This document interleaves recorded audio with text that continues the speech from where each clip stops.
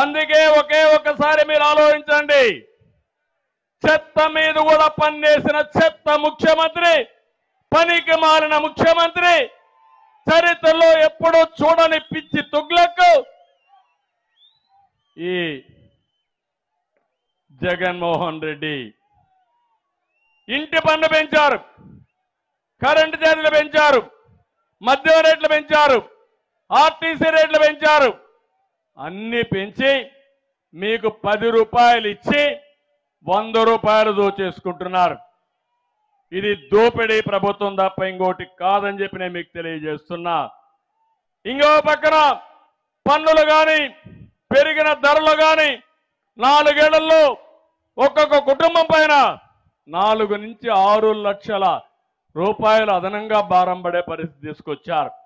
ఎప్పుడైనా సరే ఒక సమర్థవంతమైన పాలన, సుపరిపాలన, పేదవాళ్ళకి కష్టాలు లేకుండా వాళ్ళ ఖర్చులు తగ్గించి ఆదాయం పెంచి వాళ్ళని ఆదుకునేది సరైన ప్రభుత్వం. ఇది పేదల ప్రభుత్వం కాదు, ఇది పేదల రక్తం తాగే ప్రభుత్వం. ఇది ఇంకో పక్కన నేను ఆ రోజు చెప్పాను, ఊరూరు చెప్పాను, ఈ జగన్మోహన్ రెడ్డి వస్తే పోలవరం ఆగిపోతుందని, అమరావతి నిలిచిపోతుందని చెప్పాను. చెప్పానా లేదా అని మిమ్మల్ని అడుగుతున్నా. ఈరోజు పోలవరం గోదావరిలో ముంచేశాడు, అమరావతిని చెడబట్టాడు. దీనివల్ల రాష్ట్ర సంపద నాశనమైంది. మనం ఇబ్బందుల్లో పడ్డాం. అన్ని అరిష్టాలకు కారణం వీళ్ళు చేసిన తప్పుడు పనులేనని చెప్పి నేను మీకు తెలియజేస్తున్నా. ఇంకో పక్క ఈ ముఖ్యమంత్రిని ఒక్కసారి మీరు గుర్తుపెట్టుకోవాల్సింది, ఎంత టైం అయినా మాట్లాడుతూ ఉంటే ఒక పెత్తందారు, ఆయన నోటి నుంచి వచ్చే మాటలన్నీ పేదల గురించి మాట్లాడే పరిస్థితి వచ్చాడు. నేను ఒక విషయం మీరు గుర్తుపెట్టుకోమంటున్నాను.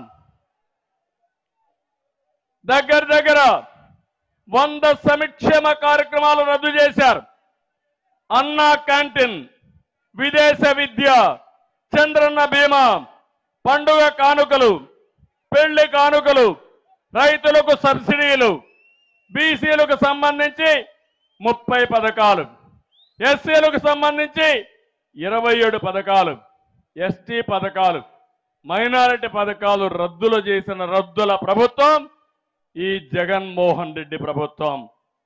ఇలాంటి పనులు చేసి ఈరోజు సమాజంలో మళ్ళా మాట్లాడుతున్నాడు. పేదవాడికి, పెత్తందారికి పోరాటమని.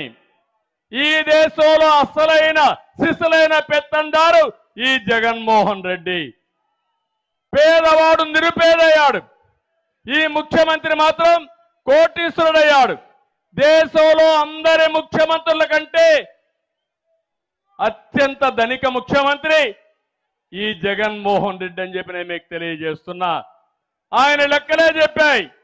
510 కోట్ల రూపాయలతో దేశంలో ఉండే అందరి ముఖ్యమంత్రుల సంపద ఎంత ఉందో దానికంటే ఎక్కువ ఉందంటే అది ఈయన యొక్క వ్యవహారం. జగన్ ఒక రాజకీయ వ్యాపారి. అధికారం అంటే అతనికి ఒక దోపిడీ. బ్రిటిష్ వాళ్ళు వచ్చారు వ్యాపారం పేరుతో, తర్వాత వచ్చి రాజ్యాధికారాన్ని చేపట్టారు. దేశంలో ఉండే సంపదంతా కొల్లగొట్టారు. కడాన మన కోహినూరు డైమండ్ కూడా ఈరోజు బ్రిటన్కి తీసుకుపోయే పరిస్థితికి వచ్చాడు. జగన్మోహన్ రెడ్డి సొంత వ్యాపార సంస్థ పెట్టాడు. ఎక్కడికక్కడ సంపదంతా కూడా ఇసుక, మద్యం, భూ కుంభకోణాలు, సెటిల్మెంట్లు, ఎక్కడ చూసినా దోపిడీనే దోపిడీ. ఇవన్నీ చాలకుండా ఇప్పుడు కొత్తగా ఒక చట్టం తీసుకొస్తున్నాడు, భూరక్షణ చట్టం. అది భూరక్షణ చట్టం కాదు, భూభక్షణ చట్టం. రేపు రాబోయే రోజుల్లో ఈ చట్టం వస్తే తమ్ముళ్ళు ఇప్పుడే చూస్తున్న విషయాలు కూడా చెప్తాను. మీ ఆస్తులు వీళ్ళు కొట్టేస్తున్నారు. రేపు రాబోయే రోజులు మీ భూమి మీది కాదు. ఇప్పుడు ఓట్ల దొంగలు పడ్డారు, రేపు భూముల దొంగలు పడతారు. మనకు అన్ని ఇబ్బందులు వస్తాయని చెప్పి కూడా నేను మీకు తెలియజేస్తాను.